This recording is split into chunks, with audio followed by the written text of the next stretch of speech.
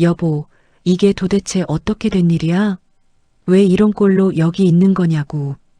제 목소리가 떨렸습니다.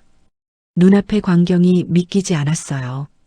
첫째 아들 민준이 묘지 앞 한방눈이 쏟아지는 그곳에 제 아내가 쓰러져 있었고 온몸이 눈으로 뒤덮여 있었으며 옆에는 하늘이가 웅크리고 있었습니다. 제 이름은 강태윤이에요. 올해 65살입니다. 태양그룹을 이끌어온 지 30년이 됐고 제 인생에서 가장 소중한 건 제 아내 한지은이었어요. 하지만 2달 전 아내가 갑자기 사라졌고 나는 미칠 듯이 찾아 헤맸습니다. 경찰도 동원하고 사립함정도 고용했지만 아내는 흔적도 없이 사라졌어요. 그런데 오늘 죽은 아들의 묘지 앞에서 이렇게 발견된 겁니다. 내가 왜 이런 일을 겪게 됐는지, 어떻게 이 지경까지 오게 됐는지 지금부터 말씀드릴게요. 하지만 그 전에 여러분께 부탁드리고 싶은 게 있습니다. 구독 버튼을 눌러주시고 좋아요와 알림 설정도 부탁드려요. 여러분의 응원 하나하나가 제게는 정말 큰 힘이 됩니다. 그리고 댓글로 여러분의 생각을 나눠주신다면 더없이 감사하겠어요. 혹시 비슷한 아픔을 겪고 계신 분이 있다면 제 이야기가 작은 위로가 되길 바랍니다. 자, 그럼 제가 왜 이런 일을 겪게 됐는지 지금부터 말씀드릴게요. 하늘이가 먼저 나를 발견했어요. 묘지 입구에서 언덕을 올라가는데 저 위에서 개 짖는 소리가 들렸습니다. 와랄, 필사적인 소리였어요. 나는 걸음을 재촉했고 눈발이 세차게 얼굴을 때렸습니다. 언덕 중턱쯤 왔을 때 하얀 개가 보였는데 절뚝거리며 내려오고 있었고 오른쪽 앞다리를 완전히 못 쓰는 것 같았어요. 털은 눈과 얼음으로 범벅이 됐고 온몸이 말라비틀어져 있었습니다. 하늘아? 나는 멈춰섰어요. 하늘이었습니다. 아내가 키우던 진돗개 하늘이, 아내와 함께 실종됐던 하늘이가 내 다리에 몸을 부딪히며 낑낑거리며 울었고 내 바지를 물고 끌었습니다. 위로, 언덕 위로 가자는 신호였어요. 하늘아, 거기 뭐가 있어? 나는 하늘이를 따라 뛰었습니다. 하늘이는 다친 다리를 질질 끌면서도 멈추지 않고 올라갔고 민준이 묘비가 보였으며 그 옆에 눈더미가 있었어요. 처음엔 그냥 눈인 줄 알았지만 하늘이가 그 위를 파기 시작하며 앞발로 눈을 파내며 낑낑거렸습니다. 거기 뭐가? 나는 무릎을 꿇고 손으로 눈을 치웠어요. 차가운 눈이 손에 닿았고 계속 파냈습니다.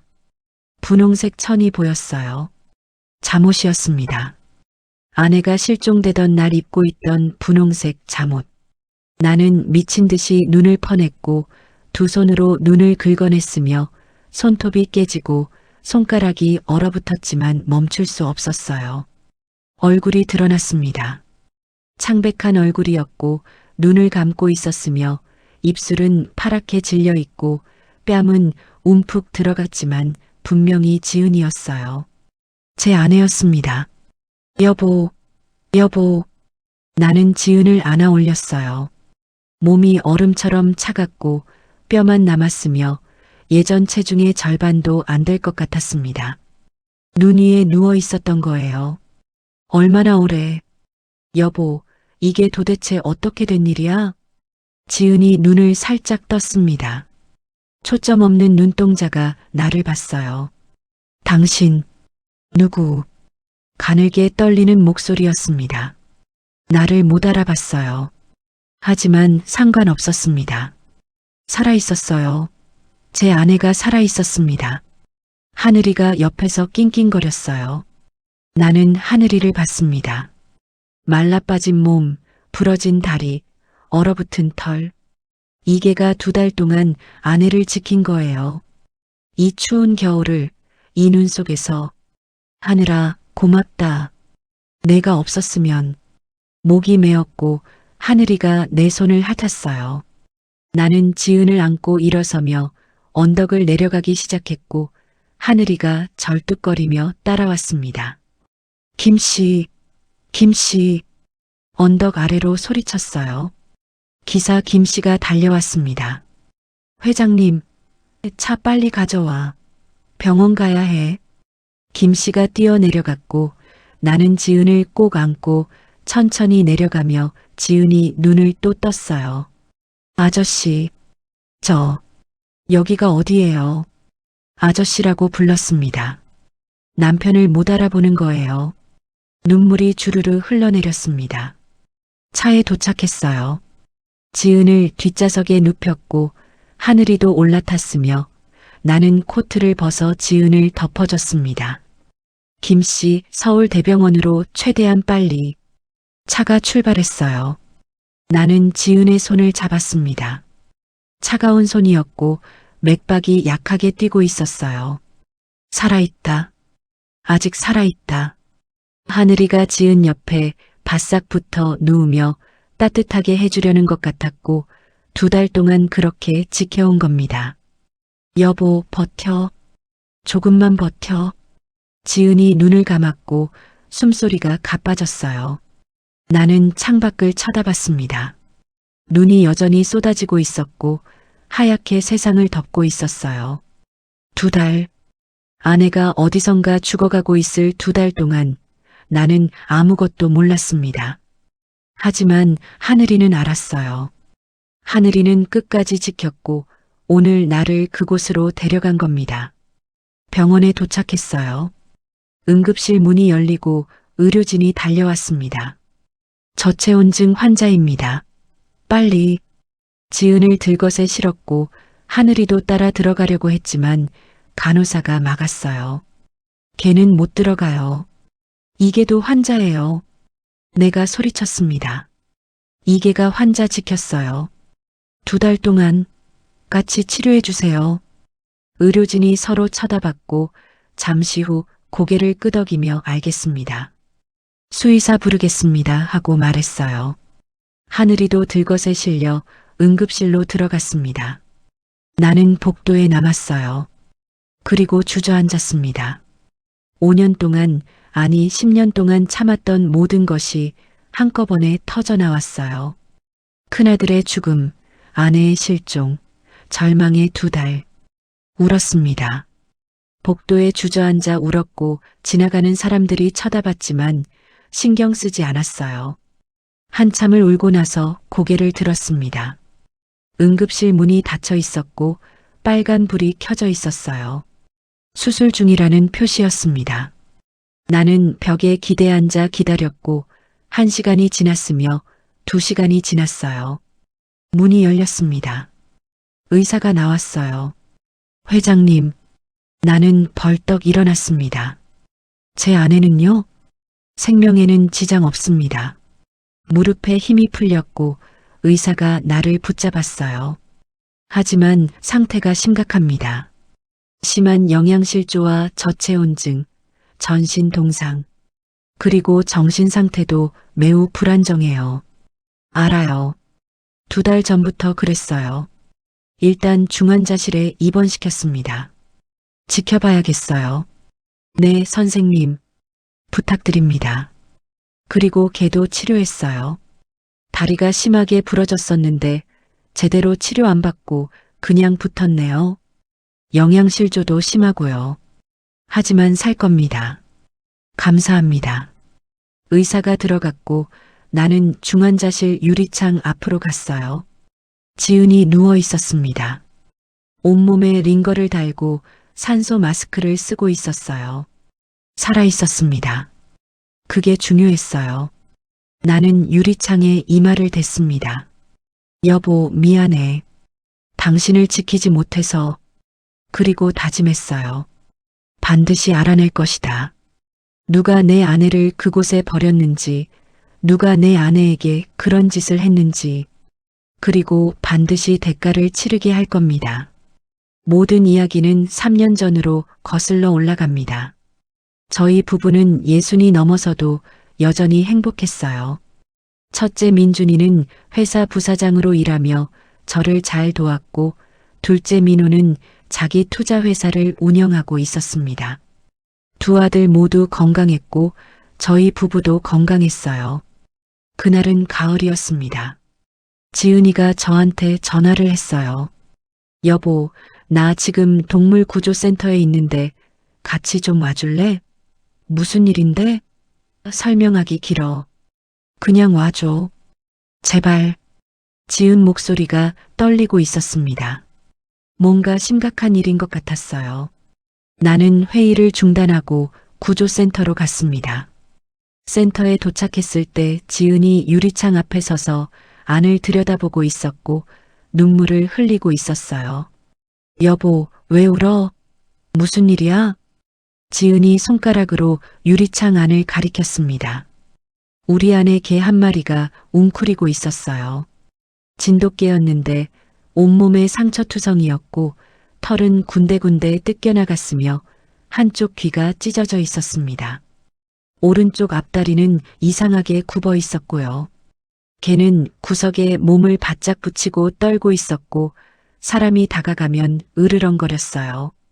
학대당한 아이래. 지은이 말했습니다. 전 주인이 술 마시면 때렸대. 담배도 지졌고 다리는 발로 차서 부러진 거래. 그래도 도망 못 가게 묶어뒀대. 이웃 주민이 신고해서 겨우 구조됐대. 제 가슴이 아팠습니다. 얼마나 오래? 3년이래. 저 아이 나이가 5살인데 2살 때부터 학대받았대. 지은이 흐느꼈어요. 여보, 저 아이 데려갈게. 뭐? 입양할 거야. 저 아이 여기 있으면 안 될 것 같아. 직원이 다가왔습니다. 부인, 이 개는 사람을 무서워해요. 입양이 쉽지 않을 겁니다. 재활 치료가 필요하고. 괜찮아요. 지은이 단호하게 말했어요. 제가 할게요. 제가 다 책임질게요. 직원이 우리 문을 열었고 지은이 천천히 안으로 들어갔어요. 개가 구석으로 더 움츠러들며 으르렁거렸습니다. 괜찮아, 아가야. 엄마가 나쁜 짓 안 해. 지은이 무릎을 꿇고 앉았어요. 손을 내밀지 않았고 그냥 거기 앉아 개를 쳐다보며 조용히 말했습니다.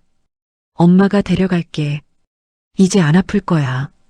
맛있는 거 많이 먹고 따뜻한 데서 자고. 아무도 때리지 않아. 약속할게. 개가 으르렁거리는 걸 멈췄습니다. 지은을 쳐다봤어요. 착한 아이네. 예쁜 아이야. 지은이 계속 말했습니다.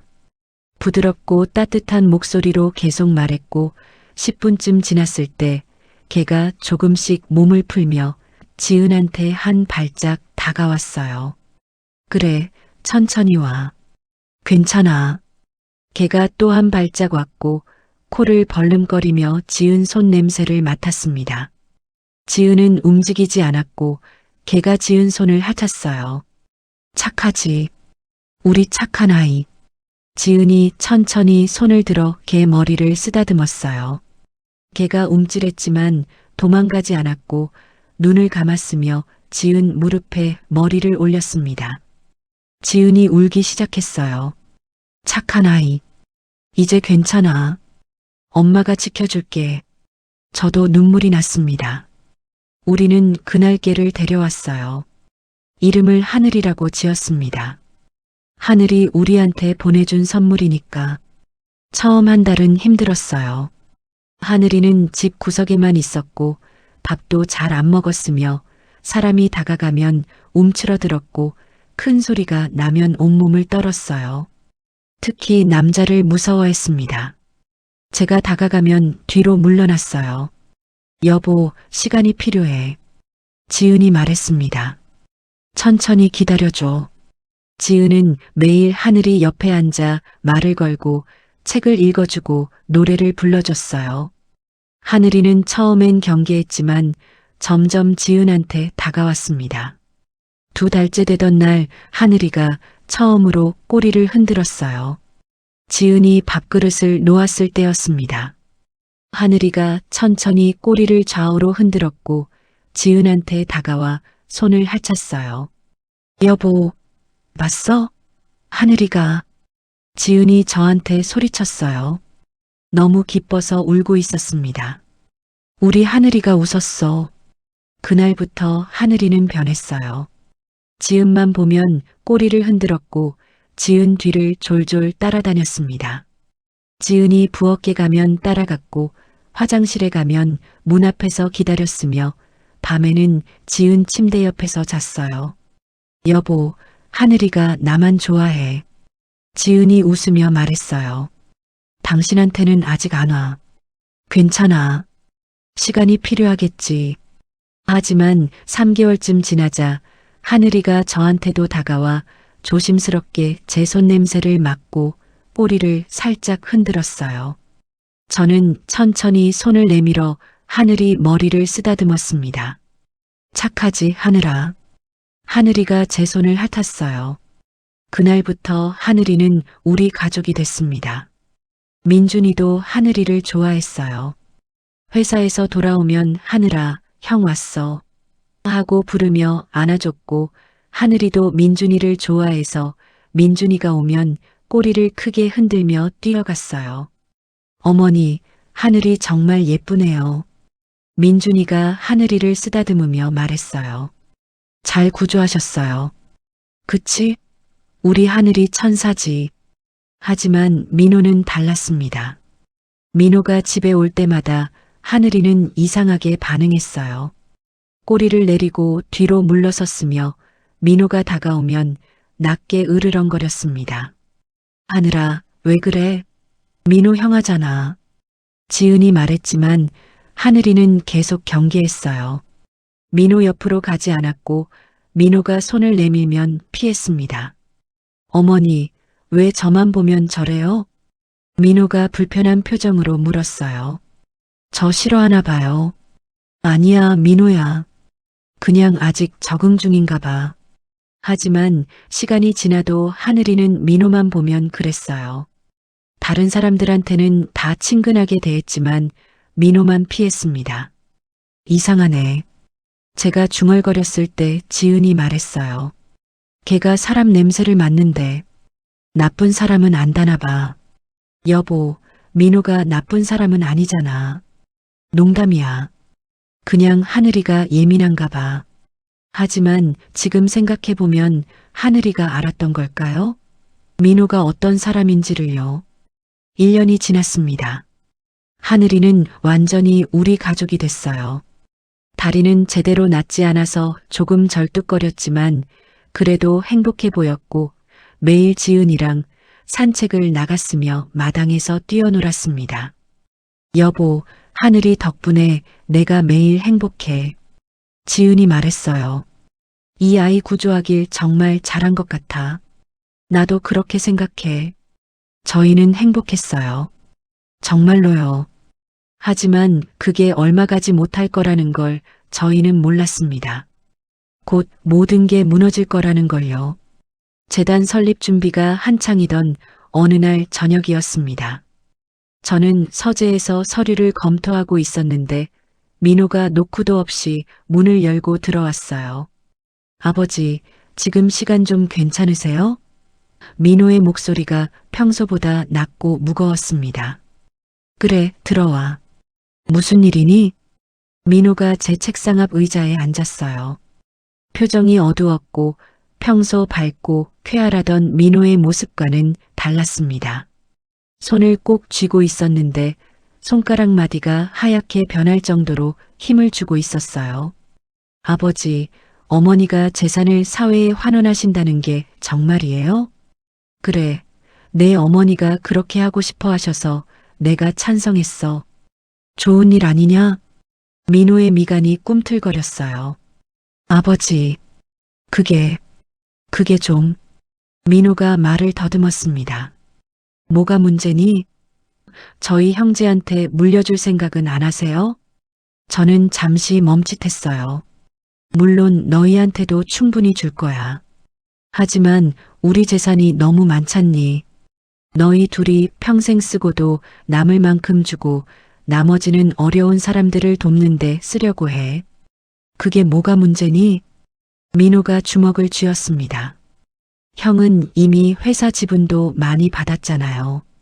부사장 자리도 있고요. 그런데 저는요? 저는 회사 밖에서 혼자 사업하면서 힘들게 버티고 있는데 재산마저 사회에 환원하시면 저는 뭘 받는 거예요? 그 순간 저는 민호의 눈빛에서 뭔가 날카로운 것을 봤어요. 질투였습니다. 형에 대한 그리고 재산에 대한 집착이 그 눈빛 속에 서려 있었어요. 민호야, 너도 충분히 받을 거야. 아버지가 너를 차별하겠니? 하지만 형만큼은 못 받잖아요. 민호의 목소리가 떨렸습니다. 전 평생 형 그늘에서 살았어요. 공부도 형만 못하고 회사도 형이 다 맡았고 이제 재산마저 형이 더 많이 받으면 전 뭐예요? 전 그냥 들러리예요? 저는 한숨을 쉬었어요. 민호야, 그런 식으로 생각하지 마. 내 형은 회사 일을 맡았으니까 책임도 크고 부담도 큰 거야. 넌 자유롭게 내 사업을 하잖니. 그게 오히려 더 좋은 거 아니냐? 민호가 비웃듯이 웃었어요. 그 웃음이 섬뜩했습니다. 자유요? 아버지, 전 자유로운 게 아니에요. 그냥 밀려난 거예요. 형이 다 차지했으니까 저는 나갈 수밖에 없었던 거죠. 저는 민호의 어깨에 손을 올렸어요. 민호야, 아버지가 너를 사랑하는 거 알지? 형이랑 너랑 똑같이 사랑해. 재산도 공평하게 나눠줄 거야. 민호가 제 손을 뿌리쳤습니다. 그 순간 저는 깜짝 놀랐어요. 민호가 이렇게 거칠게 행동한 건 처음이었습니다. 공평하게요? 형이 회사 지분 30% 받고 저는 10%밖에 안 받는 게 공평한 거예요? 그건 내 형이 회사 일을 하니까. 그만하세요. 민호가 소리쳤습니다. 저는 놀라 민호를 쳐다봤고 민호의 얼굴이 붉게 달아올라 있었으며 눈에는 눈물이 글썽거렸어요. 전 이제 지쳤어요. 평생 형이랑 비교당하면서 사는 거 이제 싫어요. 민호가 서재를 나갔고 문이 쾅 하고 닫혔어요. 저는 그 자리에 앉아 한참을 멍하니 있었습니다. 민호가 그렇게 형에게 열등감을 느끼고 있었다니 제가 몰랐던 겁니다. 아니, 알려고 하지 않았던 걸지도 몰라요. 그날 밤 지은한테 말했습니다. 여보, 오늘 민호가 재단 설립 때문에 좀 속상해 하더라. 지은이 놀란 표정으로 물었어요. 왜? 무슨 일 있었어? 재산을 사회에 환원하면 자기가 받을 게 없다고 하더라. 지은이 한숨을 쉬었어요. 민호가 요즘 좀 이상해. 지은이 조심스럽게 말했습니다. 어떻게? 글쎄, 뭐라고 말하기 어려운데 그냥 예전 같지 않아. 내가 재단 이야기만 하면 표정이 굳어. 저는 지은 손을 잡았어요. 민호가 형에게 열등감이 있나 봐. 내가 너무 민준이만 챙긴 것 같아. 당신 잘못 아니야. 그냥 민호가 좀 예민한 거겠지. 하지만 그게 전부가 아니었어요. 며칠 후 민준이가 저를 찾아왔습니다. 아버지, 말씀드릴 게 있어요. 민준이의 표정이 심각했어요. 무슨 일이니? 민호가 요즘 저한테 이상하게 대해요. 저는 민준이를 앉혔습니다. 어떻게? 민준이가 말했어요. 회사 회의 때 제가 발표하면 민호가 뒤에서 비웃어요. 그리고 직원들한테 제 험담을 하는 것 같아요. 어제는 복도에서 마주쳤는데 인사도 안 하고 그냥 지나가더라고요. 제 가슴이 답답했습니다. 민준아, 내 동생이니까 이해해줘. 민호가 요즘 좀 힘든가 봐. 민준이가 고개를 끄덕였어요. 네, 알겠어요. 그래도 아버지 민호가 뭔가 달라진 것 같아요. 예전엔 안 그랬는데. 그날 이후로 저는 민호를 유심히 봤습니다. 민호는 겉으로는 여전히 효자였어요. 집에 오면 아버지, 안녕하세요 하고 공손하게 인사했고 어머니한테는 어머니, 오늘 기분 어떠세요? 하며 살갑게 대했습니다. 하지만 뭔가 달랐어요. 웃는 얼굴 뒤에 차가운 무언가가 숨어 있는 것 같았어요. 특히 어머니가 재단 이야기를 할 때였습니다. 민호야, 다음 주에 재단 설립 최종 회의가 있어. 너도 올 거지? 지은이 물었을 때 민호가 대답했어요. 네, 어머니. 당연히 가야죠.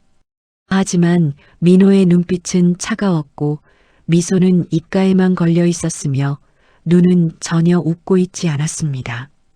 저는 불안했어요. 하지만 설마 했습니다.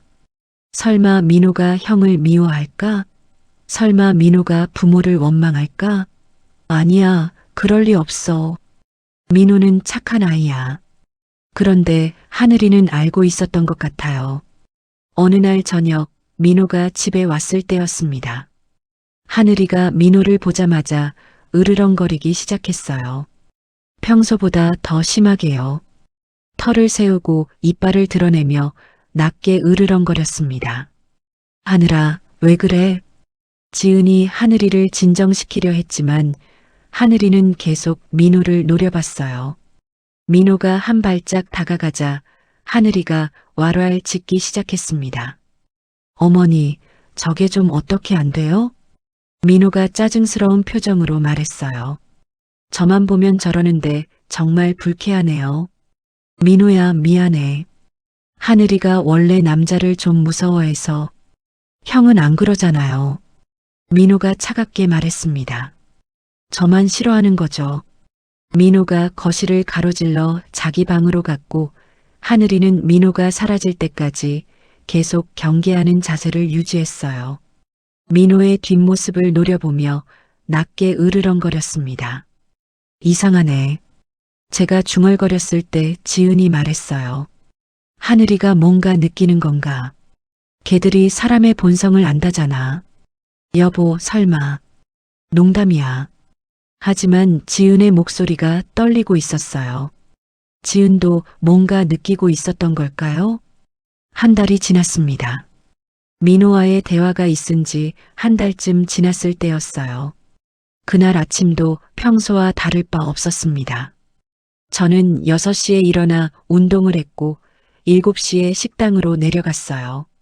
지은이 아침 식사를 준비하고 있었고 하늘이는 지은 발치에 앉아 있었습니다. 여보, 잘 잤어? 지은이 환하게 웃으며 물었을 때 저는 뺨에 가벼운 키스를 했어요. 잘 잤어. 오늘 뭐 해? 오늘 재단 설립 최종 서류에 서명하러 가. 지은의 눈이 반짝였습니다. 평생을 꿈꿔온 일이 드디어 현실이 되는 날이었어요. 민준이도 식탁에 앉아 있었어요. 어머니, 축하드려요. 정말 대단하세요. 민준이가 환하게 웃으며 말했고 지은이 민준 손을 잡았어요. 고마워, 민준아. 내가 있어서 엄마는 든든해. 저도 재단 일 도와드릴게요. 하늘이가 민준이한테 다가가 꼬리를 흔들며 손을 하찼어요. 민준이가 하늘이 머리를 쓰다듬으며 웃었습니다. 그때 현관문이 열리는 소리가 들렸어요. 민호였습니다. 안녕하세요, 아버지, 어머니. 민호가 밝게 인사했지만 하늘이가 즉시 반응했어요. 으르렁거리기 시작했고 민호 쪽으로 몸을 돌렸습니다. 하늘아, 그만. 지은이 하늘이를 진정시켰지만 하늘이는 계속 민호를 노려봤어요. 민호가 식탁에 앉으며 말했습니다. 어머니, 오늘 재단 서명하시는 거 축하드려요. 목소리는 밝았지만 눈빛은 차가웠어요. 고마워, 민호야. 근데 어머니. 민호가 잠시 멈췄다가 말했습니다. 정말로 재산 절반을 다 환원하시는 거예요? 다시 한번 생각해 보시는 게. 민호야. 지은이 단호하게 말했어요. 엄마 결정이야. 이미 다 정했어. 민호의 입가에 미소가 사라졌습니다. 잠시 지은을 쳐다보다가 고개를 끄덕였어요. 알겠습니다, 어머니. 하지만 그 눈빛이 너무 차가웠어요. 저는 등골이 오싹했습니다. 아침 식사를 마치고 민준이가 일어났어요. 아버지, 저 먼저 출근할게요. 오늘 거래처 미팅이 있어서요. 그래, 조심해서 가거라. 민준이가 양복 재킷을 입고 현관으로 향했고 지은이 따라 나가며 민준아, 점심 꼭 챙겨 먹어 하고 말했어요. 네, 어머니. 걱정 마세요. 민준이가 현관문을 열고 나갔습니다. 그게 제가 민준이를 산채로 본 마지막이었어요. 오후 3시쯤이었습니다. 저는 회사 회의실에서 임원회의를 주재하고 있었어요. 사업 확장에 대한 논의가 한창이었는데 제 비서 김 과장이 급하게 회의실 문을 열고 들어왔고 얼굴이 새하얗게 질려 있었습니다. 회장님, 김 과장의 목소리가 떨렸어요. 저는 뭔가 이상하다는 걸 직감했습니다. 무슨 일이야? 부사장님이 교통사고가 났습니다. 제 심장이 멈추는 것 같았어요. 뭐라고? 저는 벌떡 일어났고 의자가 뒤로 넘어가며 쿵 하는 소리를 냈지만 신경 쓸 겨를이 없었어요. 지금 어디야? 서울대병원 응급실입니다. 중태라고. 저는 회의실을 뛰쳐나갔습니다. 엘리베이터를 기다릴 시간조차 아까워서 계단으로 달려 내려갔고 심장이 터질 듯이 뛰었으며 숨이 가빴지만 멈출 수 없었어요. 지하 주차장까지 달려가 차에 올라탔습니다. 시동을 걸었지만 손이 너무 떨려서 핸들을 제대로 잡을 수가 없었어요. 진정해, 강태윤. 진정하라고. 스스로에게 말하며 깊게 숨을 쉬었지만 진정이 될 리 없었습니다. 제 아들이 중태라니 저는 엑셀을 밟았고 차가 쏜살같이 주차장을 빠져나갔어요. 병원까지 가는 동안 제 머릿속은 온통 민준이 생각뿐이었습니다. 갓난아기였을 때 처음 안아봤던 순간, 유치원 입학식 때 작은 손을 잡고 걸어갔던 날, 대학 졸업식 때 학사모를 쓰고 환하게 웃던 모습 모든 게 주마등처럼 스쳐 지나갔어요. 제 눈에서 눈물이 주르르 흘러내렸습니다. 민준아, 제발 무사해라. 병원에 도착했을 때 지은이 이미 와 있었어요. 응급실 앞 복도에 주저앉아 울고 있었고 온몸이 떨리고 있었으며 얼굴은 눈물로 범벅이 됐습니다. 여보, 제가 달려가 지은을 안았을 때 지은이 제 품에서 울부짖었어요. 우리 아들 우리 민준이가 지금 어떻게 됐어? 제 목소리도 떨렸습니다. 지은이 고개를 저었어요. 수술 중이래. 머리를 많이 다쳤대. 저는 지은을 꼭 안아줬고 지은의 몸이 제 품에서 작게 떨리고 있었어요. 저도 울고 싶었지만 참았습니다. 제가 무너지면 안 됐어요. 1시간이 지났고 2시간이 지났어요. 수술실 문은 여전히 닫혀 있었고 빨간 불만 켜져 있었습니다. 저는 복도를 왔다 갔다 하며 기다렸고 손을 꼭 쥐었다 펴기를 반복했어요. 손톱이 손바닥을 파고들어 아팠지만 그 고통이 오히려 저를 정신 차리게 해줬습니다. 3시간째가 됐을 때 수술실 문이 열렸어요. 의사 선생님이 나왔고 마스크를 벗는 선생님의 표정이 무거웠습니다. 저는 달려가 물었어요. 선생님, 제 아들은요? 괜찮죠? 의사 선생님이 고개를 숙였습니다. 그 순간 저는 알았어요. 안 좋은 소식이라는 걸요. 유감입니다. 최선을 다했지만 뇌 손상이 너무 심했습니다. 끝까지 노력했으나 안 돼요. 지은이 비명을 지르며 주저앉았고 저는 지은을 붙잡으며 의사를 쳐다봤어요. 거짓말이죠? 우리 아들이 우리 민준이가 죽을 리 없어요. 의사 선생님이 또다시 고개를 숙였습니다. 정말 죄송합니다. 제 다리에서 힘이 빠졌어요. 저도 지은과 함께 바닥에 주저앉았고 이게 꿈인가 싶었습니다. 아침에 멀쩡히 출근하던 아들이 이렇게 갑자기 죽다니 말도 안 돼요. 민준아, 민준아. 지은이 울부짖었고 저는 지은을 꼭 안아줬어요. 지은의 울음소리가 복도에 메아리쳤고 다른 환자 가족들이 저희를 쳐다봤지만 신경 쓸 겨를이 없었습니다. 영안실로 안내받았어요.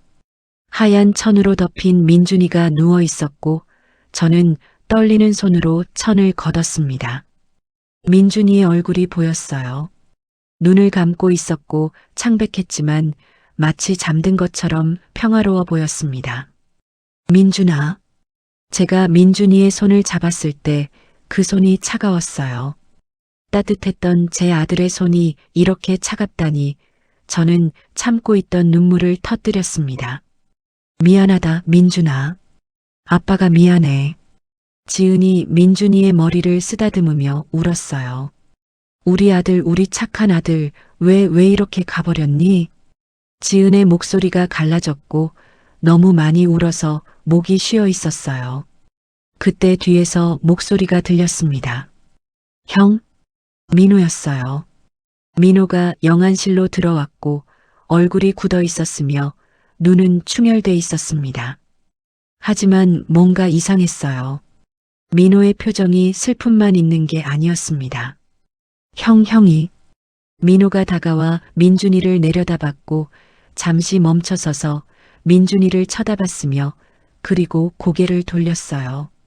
눈물을 흘리지 않았습니다. 저는 그 순간 이상하다고 느꼈어요. 형이 죽었는데 왜 민호는 울지 않을까? 충격을 받아서 그런 걸까? 저는 민호의 어깨에 손을 올렸어요. 민호야, 괜찮니? 네, 괜찮아요, 아버지. 민호의 목소리가 차분했어요. 너무 차분했습니다. 마치 이미 알고 있었던 것처럼요. 하지만 저는 그냥 민호가 충격을 받아 감정이 얼어붙은 거라고 생각했어요. 경찰이 왔습니다. 유족분이십니까? 중년의 형사가 저에게 물었어요. 네, 제가 아버지입니다. 조사 결과 말씀드리겠습니다. 고속도로에서 트럭과 충돌 사고가 났습니다. 트럭 기사 말로는 고인의 차량이 갑자기 차선을 변경하다가 트럭 앞으로 들어왔다고 합니다. 그게 무슨 뜻이에요? 제가 물었을 때 형사가 조심스럽게 말했습니다. 블랙박스를 확인해봐야 정확히 알 수 있지만 고인이 졸음운전을 했거나 핸들 조작 미숙으로 추정됩니다. 우리 아들이 졸음운전을 할 리 없어요. 지은이 소리쳤어요. 민준이는 운전 조심하는 애예요. 절대 그럴 리 없어요. 형사가 난처한 표정을 지었습니다. 죄송합니다만 사고 원인을 정확히 밝혀야 해서요. 블랙박스 분석이 끝나면 다시 연락드리겠습니다. 형사가 나갔고 저는 민준이를 다시 쳐다봤어요. 우리 아들이 졸음운전을 했다고? 말도 안 돼요. 민준이는 항상 조심스럽게 운전했어요. 뭔가 이상해. 제가 중얼거렸을 때 지은이 물었어요. 뭐가? 민준이가 왜 갑자기 차선을 변경했을까? 분명 이유가 있을 거야. 민호가 끼어들었습니다. 아버지, 사고는 그냥 일어나는 거예요. 이유를 찾으려고 하지 마세요. 그게 더 힘들어요. 민호의 말투가 묘하게 차가웠어요. 저는 민호를 쳐다봤고 민호가 저와 눈을 마주쳤을 때 민호의 눈빛에서 뭔가 이상한 걸 봤습니다. 슬픔이 아니었어요. 뭐랄까 안도? 아니, 그럴 리 없어요. 장례식은 사흘장으로 치렀습니다. 태양그룹 부사장의 죽음이라 많은 사람이 조문을 왔어요. 거래처 사장들, 회사 임원들, 직원들 수백 명이 왔다 갔습니다. 저와 지은은 상복을 입고 앉아 있었고 지은은 울다 지쳐 축 늘어져 있었으며 저는 멍하니 앞만 바라봤어요. 민호도 상복을 입고 옆에 앉아 있었습니다. 조문객들이 오면 감사합니다 하고 인사했고 표정이 침통했으며 목소리도 낮았어요. 하지만 저는 계속 이상하다고 느꼈습니다. 민호가 한 번도 제대로 울지 않았어요. 장례식 마지막 날 밤이었습니다. 저는 혼자 민준이 영정 앞에 앉아 있었어요. 사진 속 민준이가 환하게 웃고 있었고 지난해 회사 창립 기념일 때 찍은 사진이었습니다. 민준아, 아빠가 미안하다. 아버지. 뒤에서 민호의 목소리가 들렸어요. 돌아보니 민호가 서 있었습니다. 왜 안 자니? 아버지도 안 주무시잖아요. 민호가 제 옆에 앉았어요. 잠시 침묵이 흘렀고 민호가 입을 열었습니다. 아버지, 형이 죽은 건 형 잘못이 아니에요. 뭐? 경찰 조사 결과 나왔어요. 트럭 기사가 졸음운전을 했대요. 형은 잘못이 없어요. 제 가슴이 철렁했습니다. 정말? 네, 블랙박스 확인했대요. 트럭이 먼저 차선을 침범했고 형은 피하려다가 사고가 난 거래요. 저는 안도했지만 동시에 화가 났어요. 트럭 기사를 저는 주먹을 쥐었습니다. 그 트럭 기사는 어떻게 됐어? 민호가 대답했어요. 도망갔대요. 뺑소니예요. 제 안에 분노가 폭발했습니다. 뭐? 도망쳤다고? 네, 경찰이 찾고 있대요. 그 새끼를 내가 직접 찾아서. 민호가 제 어깨에 손을 올렸어요. 아버지, 진정하세요. 경찰이 찾을 거예요.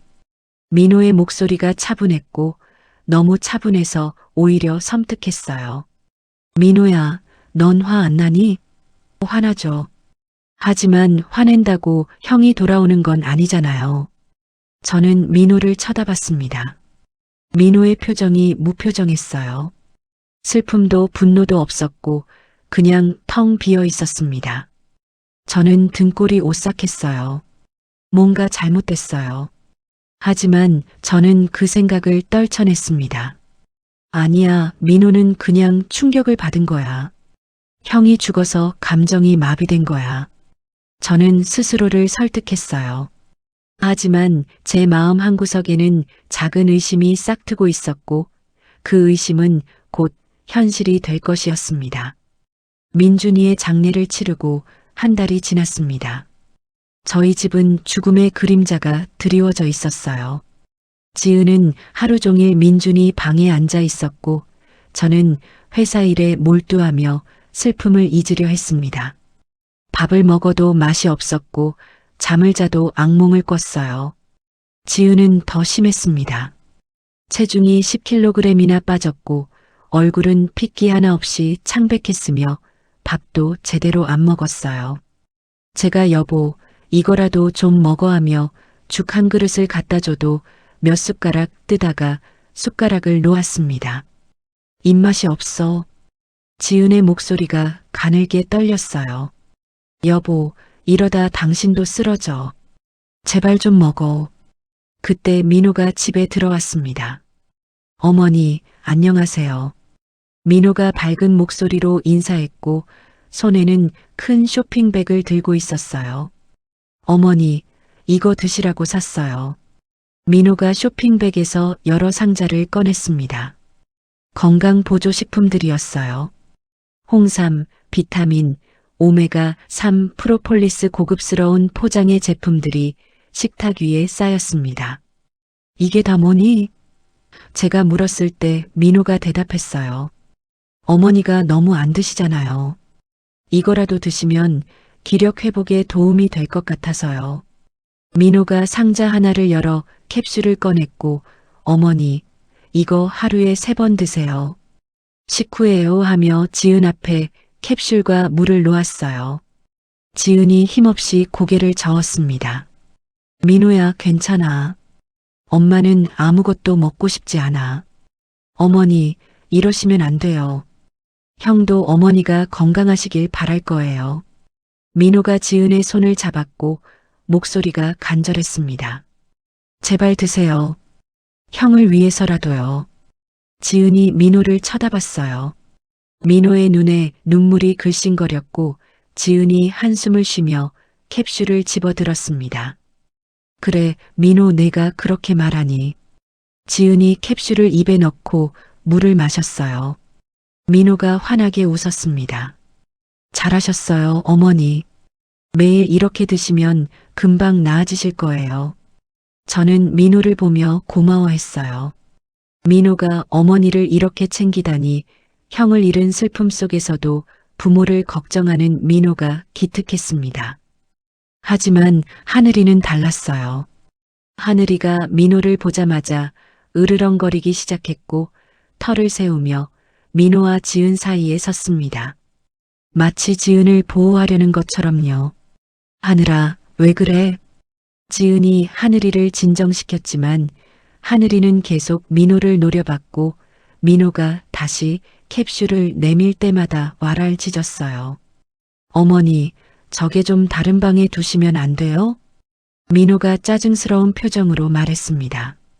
방해가 되네요. 미안해, 민호야. 하늘아, 이리 와. 지은이 하늘이를 데리고 다른 방으로 갔고 돌아와서 약을 계속 먹었어요. 하지만 문틈으로 하늘이가 계속 민호를 지켜보고 있었고 낮게 으르렁거리는 소리가 들렸습니다. 그날부터 민호는 매일 집에 왔어요. 아침, 점심, 저녁마다 와서 지은이 약을 먹는지 확인했고 어머니, 아침 약 드셨어요? 어머니, 점심 약 챙기셨죠? 어머니, 저녁 약은 꼭 식후 30분 후에 드세요 하며 세심하게 챙겼습니다. 저는 민호의 효심에 감동했어요. 일주일쯤 지났을 때 지은이 조금 나아진 것 같았습니다. 밥을 조금씩 먹기 시작했고 민준이 방에만 있지 않고 거실로 나왔어요. 여보, 약이 효과가 있나 봐. 제가 말했을 때 지은이 고개를 끄덕였습니다. 그런 것 같아. 몸이 좀 가벼워진 느낌이야. 하지만 2주째가 됐을 때 이상한 일이 일어났어요. 어느 날 아침 지은이 식탁에서 멍하니 앉아 있었고 손에 숟가락을 들고 있었는데 움직이지 않았습니다. 여보, 왜 그래? 제가 물었을 때 지은이 천천히 고개를 들었어요. 뭐라고 했어? 지은의 눈빛이 흐릿했고 초점이 맞지 않는 것 같았어요. 여보, 괜찮아? 응, 괜찮아. 그냥 좀 어지러워. 지은이 이마를 짚었고 얼굴이 창백했습니다. 오늘 병원 가보자. 제가 말했을 때 지은이 손을 저었어요. 괜찮아. 그냥 피곤한가 봐. 그날 이후로 지은의 상태가 점점 이상해졌습니다. 가끔 제가 한 말을 기억하지 못했어요. 여보, 아까 내가 뭐라고 했지? 응? 뭐라고 했어? 아침에 오늘 저녁 약속 있다고 했잖아. 그래. 내가 기억이 안 나네. 물건을 어디에 뒀는지 잊어버렸습니다. 내 안경 어디 갔지? 지은이 집안을 돌아다니며 찾았고 안경은 지은 머리 위에 올려져 있었어요. 여보, 머리에 있어. 제가 말했을 때 지은이 당황하며 어머, 그러네. 미안해. 하고 말했습니다. 대화 중에 갑자기 멍해졌어요. 저랑 이야기하다가 갑자기 말을 멈추고 허공을 쳐다봤고 여보. 제가 불렀을 때 지은이 깜짝 놀라며 응? 미안해. 내가 잠깐 하고 말했어요. 저는 걱정됐습니다. 여보, 병원 가봐야겠어. 뭔가 이상해. 괜찮아. 민준이 일로 스트레스 받아서 그런가 봐. 그래도 괜찮다니까? 지은이 짜증을 냈어요. 지은이 저한테 짜증을 낸 건 결혼 후 처음이었고 저는 놀라 지은을 쳐다봤으며 지은도 자기가 짜증을 낸 걸 깨닫고 당황했습니다. 미안해, 내가 왜 그랬는지. 한 달이 지났습니다. 지은의 상태는 더 악화됐어요. 이제는 하루에도 몇 번씩 멍해졌고 방금 전 일을 기억하지 못했으며 옷을 거꾸로 입기도 했고 양말을 한 짝만 신고 나오기도 했어요. 하늘이만이 뭔가를 느끼고 있었습니다. 민호가 올 때마다 하늘이는 더 심하게 짖었고 민호가 약을 주려고 하면 하늘이가 지은 앞을 막아섰어요. 왈왈 짖으며 민호를 향해 이빨을 드러냈습니다. 저게 정말 문제 있는 것 같은데요. 민호가 불편한 표정으로 말했어요.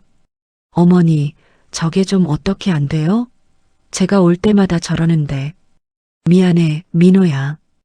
하늘이가 요즘 예민해서.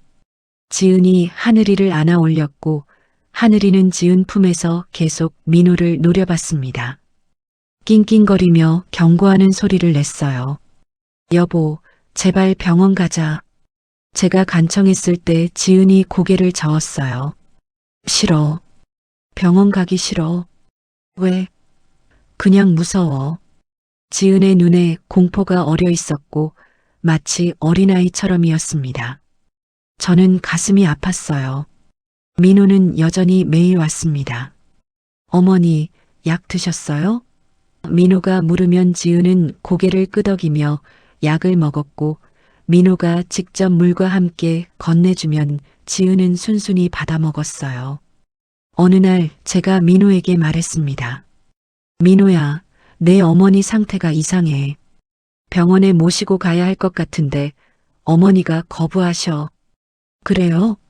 제가 어머니 설득해 볼게요. 민호가 지은에게 갔고 한참 후에 돌아와 말했어요. 아버지, 어머니가 다음 주에 병원 가신대요. 정말? 네, 제가 설득했어요. 저는 안도했습니다. 민호가 있어서 다행이에요. 하지만 다음 주가 되기 전에 더 이상한 일이 일어났어요. 어느 날 저녁 저는 서재에서 일하고 있었고 지은이 문을 열고 들어왔습니다. 여보, 지은의 목소리가 떨렸어요. 왜 그래? 저는 고개를 들어 지은을 봤고 지은이 울고 있었어요. 여보, 민준이가 어디 갔어? 제 심장이 철렁했습니다. 여보, 민준이가 아침에 학교 간다고 나갔는데 아직 안 왔어. 지금 몇 시인데 왜 안 와? 지은의 눈빛이 혼란스러웠어요. 민준이가 이미 죽었다는 걸 잊어버린 겁니다. 저는 지은에게 다가가 안아줬어요. 여보, 민준이는 떠났어. 뭐라고? 어디로? 여보, 민준이한테 무슨 일 생긴 거야? 왜 안 와? 지은이 제 옷깃을 붙잡고 흔들었고 저는 지은을 꼭 안아줬습니다. 여보, 진정해. 민준이는 하늘나라로 갔어. 지은이 멈칫했어요. 하늘나라? 응. 민준이가 죽었어? 마치 처음 듣는 것처럼 지은이 물었고 그리고 비명을 지르며 주저앉았어요. 안 돼. 우리 아들, 우리 민준이. 저는 지은을 붙잡고 울었습니다. 다음 날 저는 강제로 지은을 병원에 데려갔어요. 신경과에서 여러 검사를 받았고 MRI도 찍고 혈액 검사도 했습니다. 의사 선생님이 결과를 보고 심각한 표정을 지었어요. 뇌 이상 소견은 없습니다만 혈액 검사 결과가 좀 이상합니다. 뭐가 이상한가요? 제가 물었을 때 의사가 컴퓨터 화면을 가리켰어요. 특정 성분 수치가 비정상적으로 높습니다. 혹시 부인께서 약을 복용하고 계신가요? 네, 건강보조식품을 먹고 있어요. 무슨 제품인가요? 잠깐만요. 저는 민호에게 전화를 걸었습니다. 민호야, 내가 어머니 드리라고 산 건강식품 뭐였지? 홍삼이랑 비타민이요. 왜요? 의사 선생님이 물어보셔서 제품명 좀 알려줘. 민호가 제품명을 말했고 저는 의사에게 전달했어요. 의사가 고개를 끄덕이며 그 제품들은 문제 없을 텐데요. 하고 말했습니다. 그럼 왜 이런 증상이 나타나는 거예요? 스트레스성일 수도 있습니다. 아드님을 잃으신 충격으로 일시적인 건망증과 집중력 저하가 올 수 있어요. 약을 처방해 드릴 테니 드시고 지켜보시죠. 저는 처방전을 받아 약을 샀지만 뭔가 찝찝했습니다. 집에 돌아와 민호가 가져온 건강식품들을 살펴봤어요. 포장도 깨끗하고 유통기한도 문제 없었으며 성분표를 봐도 이상한 건 없었습니다. 저는 고개를 저었어요. 제가 너무 예민한 건가? 하지만 며칠 후 더 끔찍한 일이 일어났습니다. 저는 새벽에 목이 말라 일어났고 부엌으로 내려가 물을 마시려는데 거실에 불이 켜져 있었어요. 이상하다 싶어 거실로 갔습니다. 지은이 소파에 앉아 있었어요. 손에 사진첩을 들고 있었고 민준이 어렸을 때 사진들이었습니다. 지은이 사진을 쓰다듬으며 중얼거렸어요. 민준아, 우리 아들 어디 갔니? 여보. 제가 다가갔을 때 지은이 고개를 들었고 그리고 저를 보며 소리쳤어요. 당신 누구예요? 제 심장이 멈췄습니다. 뭐라고? 우리 집에 왜 들어왔어요? 나가요. 지은이 벌떡 일어나 뒤로 물러섰고 제게서 도망치려는 것처럼이었어요. 여보, 나야. 태윤이야. 태윤? 태윤이 누구예요? 지은의 눈에 공포가 가득했습니다. 저는 천천히 다가가려고 했어요. 여보, 진정해. 나야. 당신 남편이야. 거짓말. 당신 누구예요? 지은이 옆에 있던 꽃병을 집어들었고 저한테 던지려는 것처럼이었어요. 저는 멈춰섰습니다.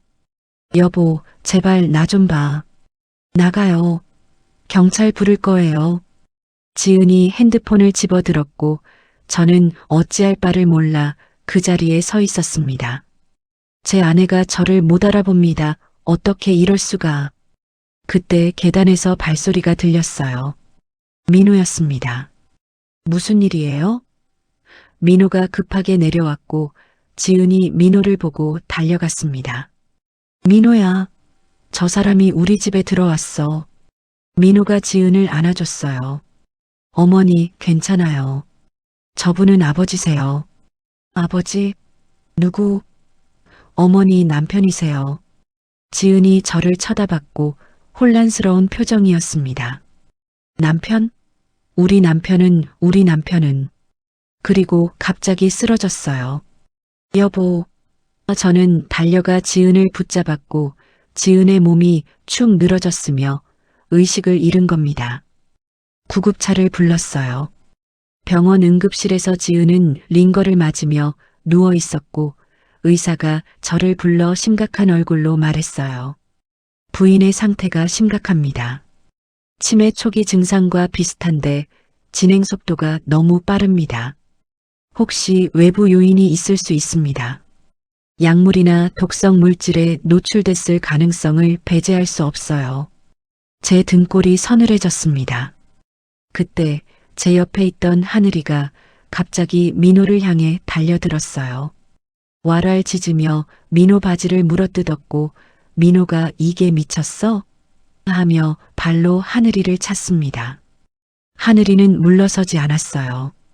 계속 짖으며 민호를 향해 이빨을 드러냈고 마치 이 사람이 나쁜 사람이야 하고 말하는 것 같았습니다. 그 순간 저는 깨달았어요. 하늘이가 처음부터 알고 있었다는 것을요. 지은은 병원에 입원했습니다. 의사는 정밀 검사를 진행했고 저는 집으로 돌아가 민호가 가져온 건강식품들을 전부 챙겼어요. 병원 검사실로 가져가 성분 분석을 의뢰했습니다. 이틀 후 결과가 나왔어요.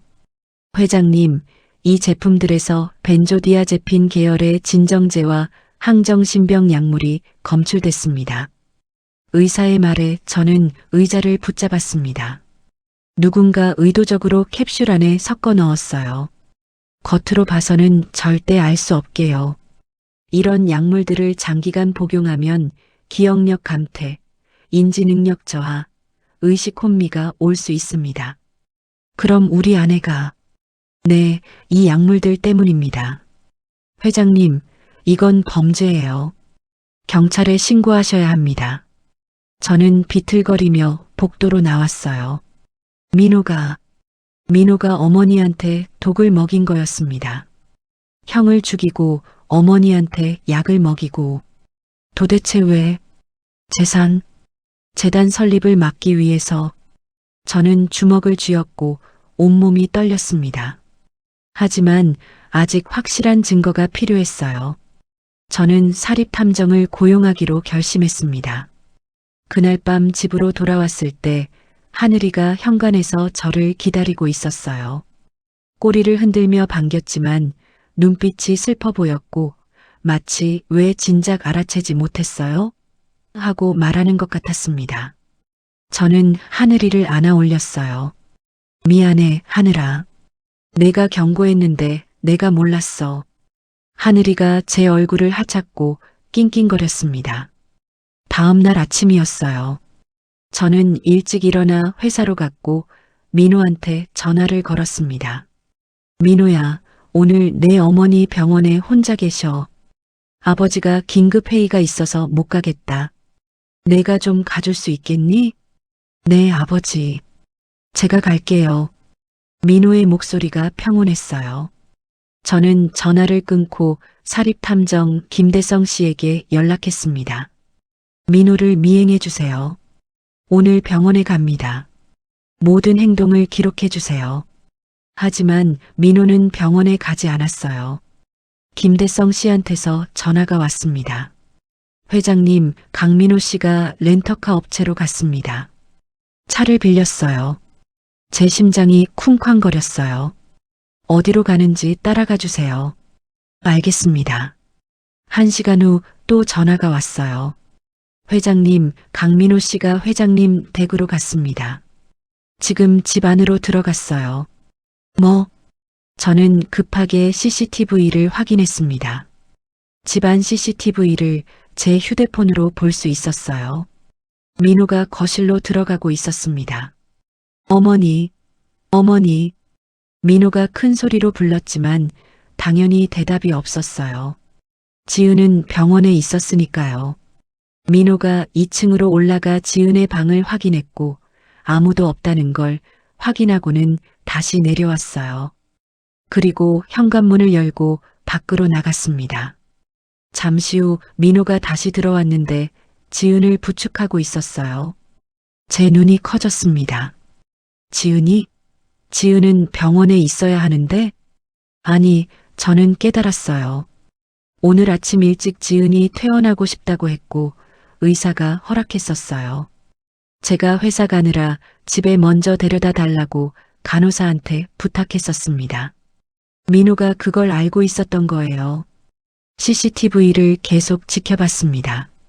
민호가 지은을 소파에 앉혔고 지은은 멍한 표정으로 앉아 있었습니다. 어머니, 잠깐만 기다리세요. 제가 차 가져올게요. 민호가 다시 밖으로 나갔고 렌터카를 집 앞에 댔으며 돌아와서 지은을 일으켜 세웠어요. 어머니, 우리 잠깐 드라이브 갈까요? 지은이 고개를 끄덕였고 민호를 따라 나갔습니다. 하늘이가 뒤쫓아 나갔어요.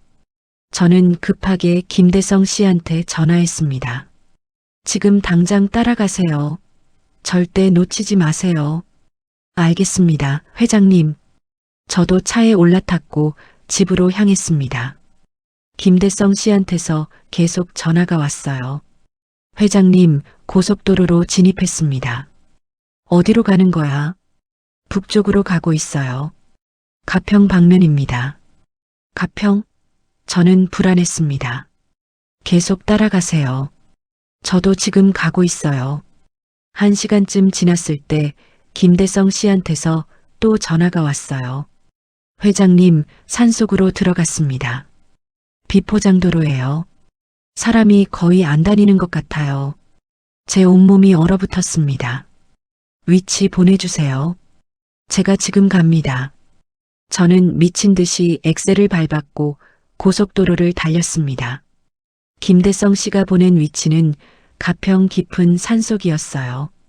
도착했을 때 민호의 렌터카가 보였습니다. 하지만 민호는 보이지 않았고 지은도 보이지 않았어요. 저는 차에서 내려 주변을 살폈습니다.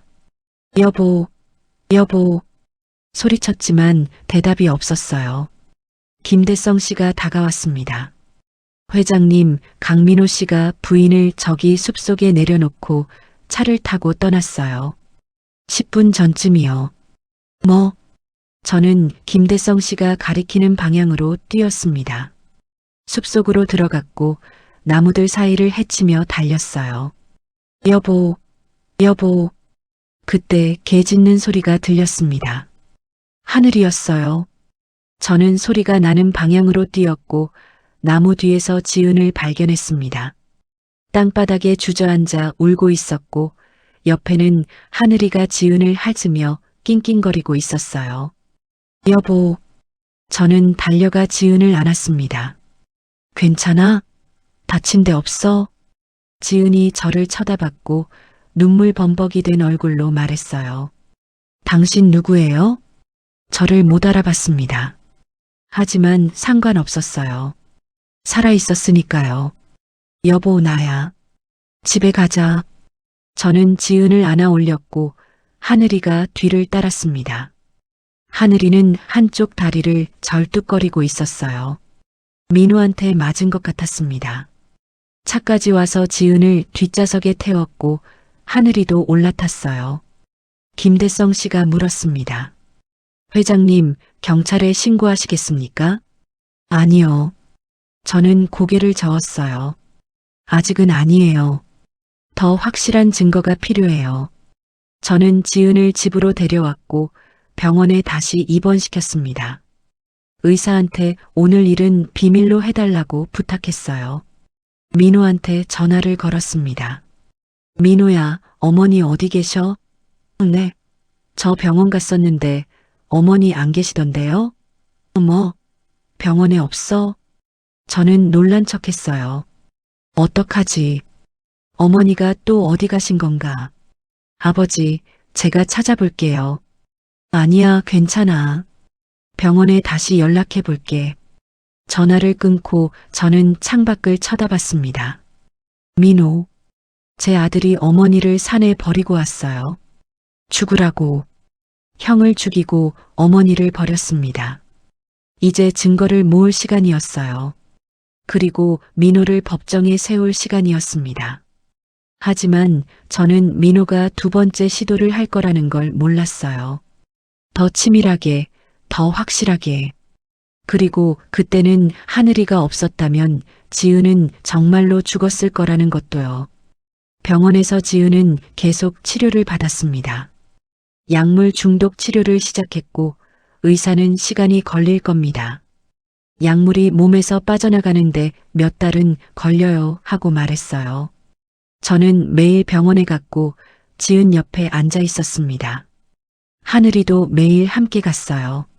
병원은 원래 걔를 못 들어오게 했지만 제가 특별히 부탁해서 허락받았습니다. 하늘이는 지은 침대 옆에 앉아 지은을 지켰고 지은이 잠들면 하늘이도 눈을 감았으며 지은이 깨면 하늘이가 꼬리를 흔들었어요. 민호는 가끔 병원에 왔습니다. 아버지, 어머니 상태 어때요? 조금씩 나아지고 있어. 다행이네요. 민호는 그렇게 말했지만 눈빛은 실망한 것 같았어요.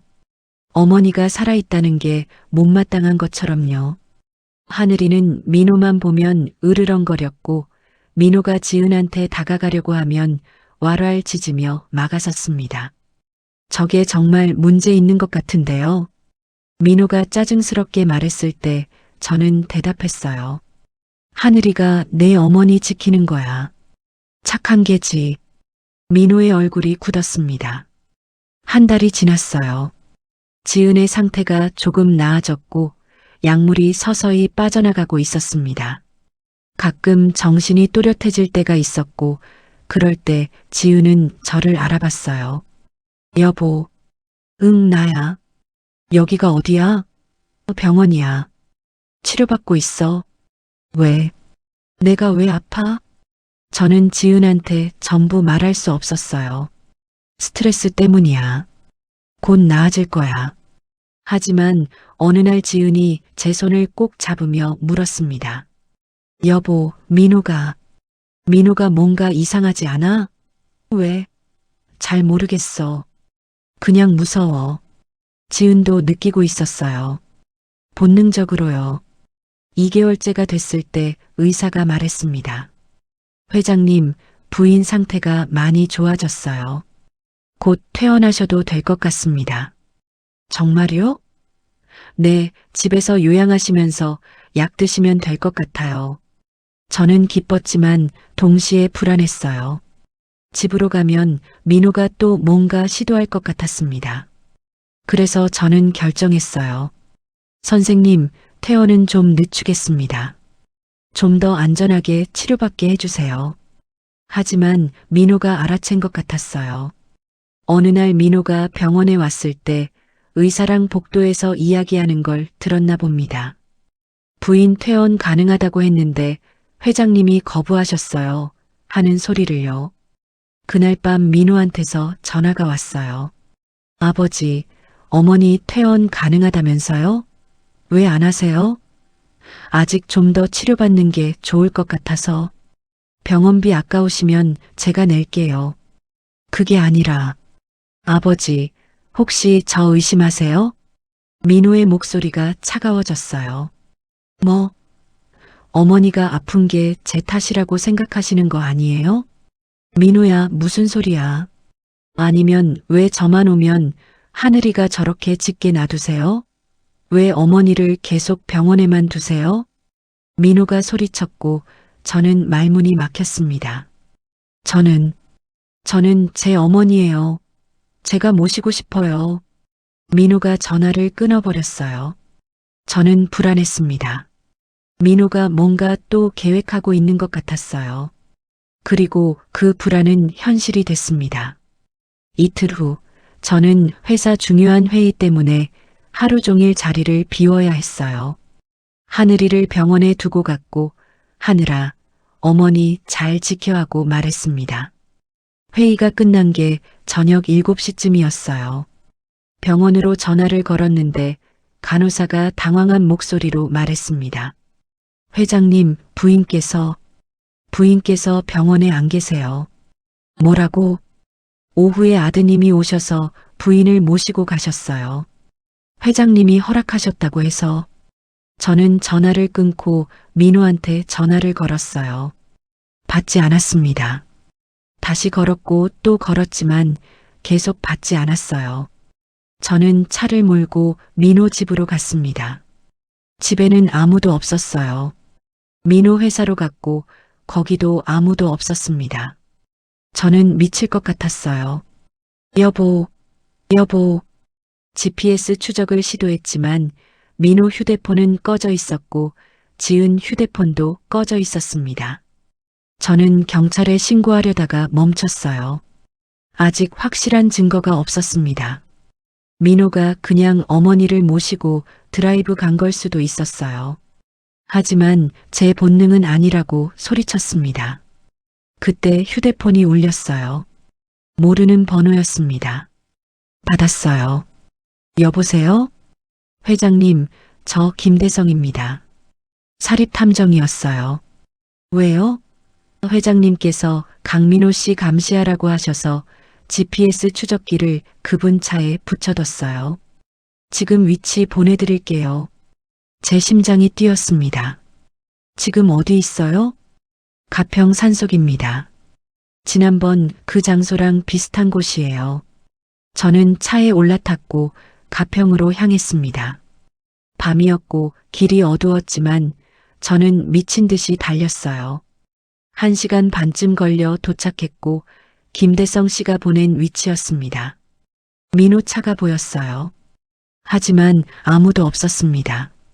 저는 차에서 내려 주변을 살폈고 손전등을 켜고 숲속으로 들어갔어요. 여보, 소리쳤지만 대답이 없었습니다. 계속 걸었고 나무들을 헤치며 앞으로 나아갔어요. 그때 개 짖는 소리가 들렸습니다. 하늘이었어요. 저는 소리가 나는 방향으로 뛰었고 10분쯤 달렸을 때 하늘이가 보였습니다. 나무 밑에서 뭔가를 지키고 있었어요. 가까이 가서 보니 지은이었습니다. 땅바닥에 쓰러져 있었고 의식이 없었으며 하늘이가 지은 몸 위에 엎드려 있었어요. 하늘이 체온으로 지은을 따뜻하게 해주고 있었습니다. 여보, 저는 달려가 지은을 안아 올렸고 몸이 차가웠습니다. 여보, 깨어나. 제발. 지은이 눈을 살짝 떴어요. 당신, 누구? 하지만 살아 있었습니다. 하늘이가 지켜준 거예요. 저는 지은을 안고 차까지 돌아갔고 하늘이가 절뚝거리며 따라왔어요. 하늘이 다리가 더 심하게 다친 것 같았고 피가 나고 있었습니다. 차에 태우고 병원으로 향했어요. 가는 길에 민호한테 전화를 걸었고 이번엔 받았습니다. 응, 아버지. 민호의 목소리가 평온했어요. 어머니 어디 계시니? 집에 모셨어요. 퇴원하셔야 한다고 생각해서. 거짓말하지 마. 제 목소리가 떨렸어요. 내가 어머니를 산에 버렸지? 침묵이 흘렀습니다. 아버지, 무슨 말씀이세요? 내가 어머니 찾았어. 산속에서. 두 번째야, 민호야. 내가 두 번째로 어머니를 버린 거야. 아버지, 저 정말 모르겠는데요. 그만해. 저는 소리쳤어요. 민준이도 내가 죽였지?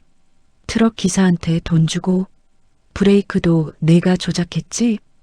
또 침묵이 흘렀고 그 침묵이 대답이었습니다. 아버지, 민호의 목소리가 변했어요. 차갑고 냉정한 목소리였습니다.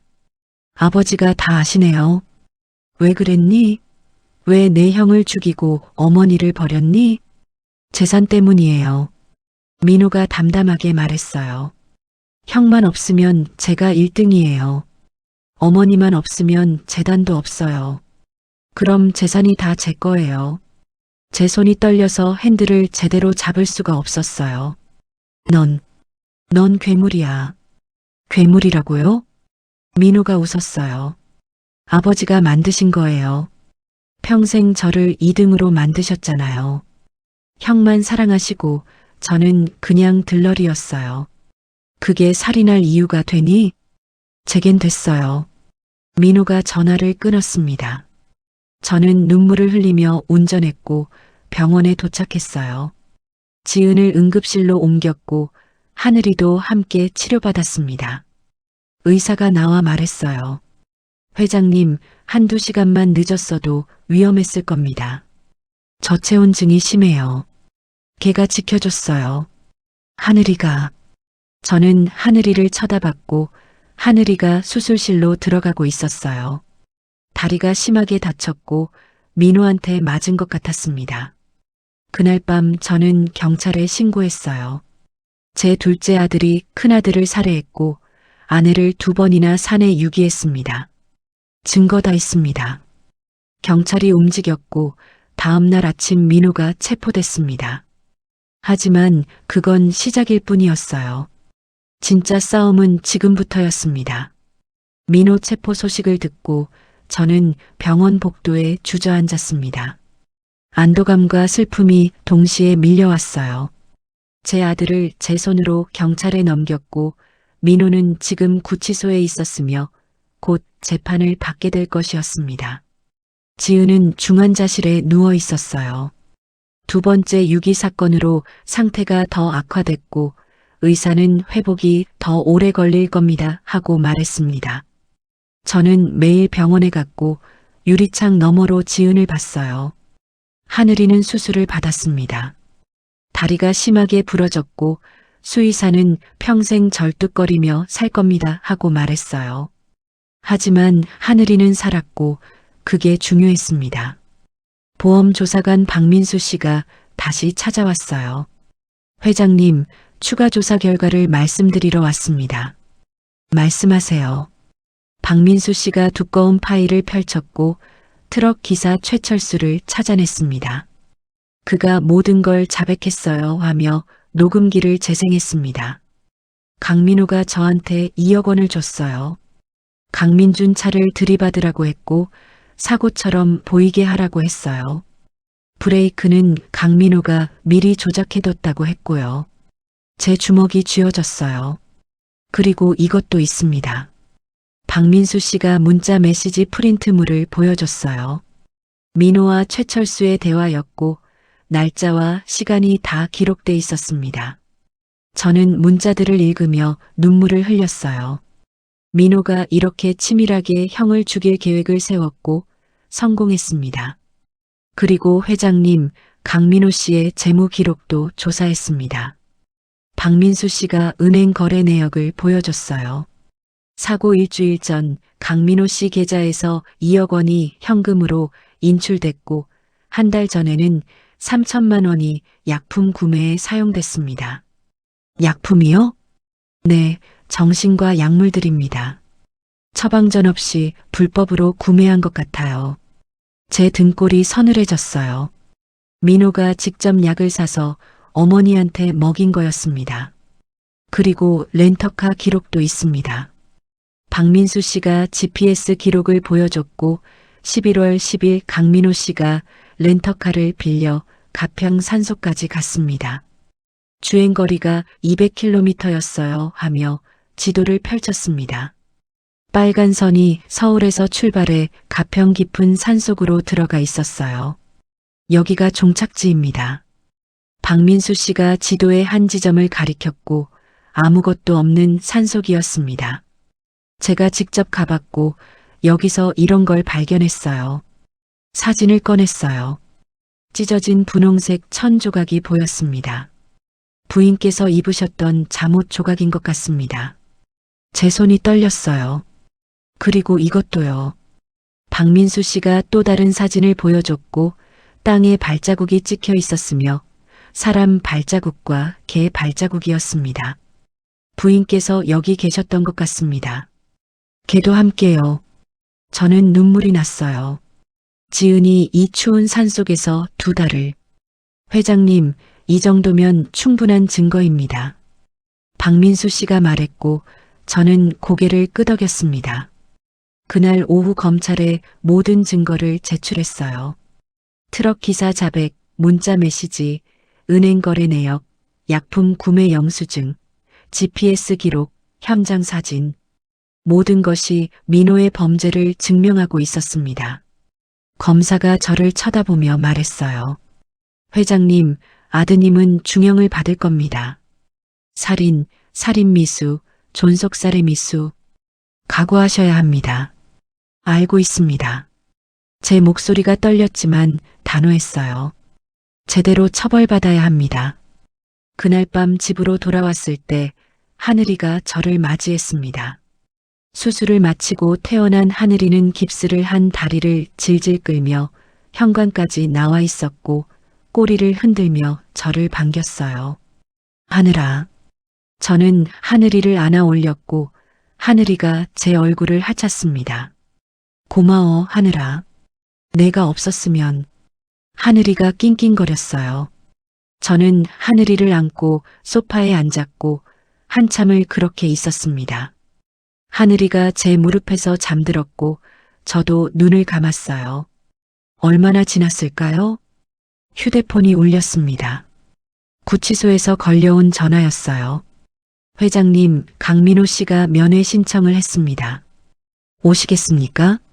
저는 잠시 망설였지만 네, 가겠습니다 하고 대답했어요.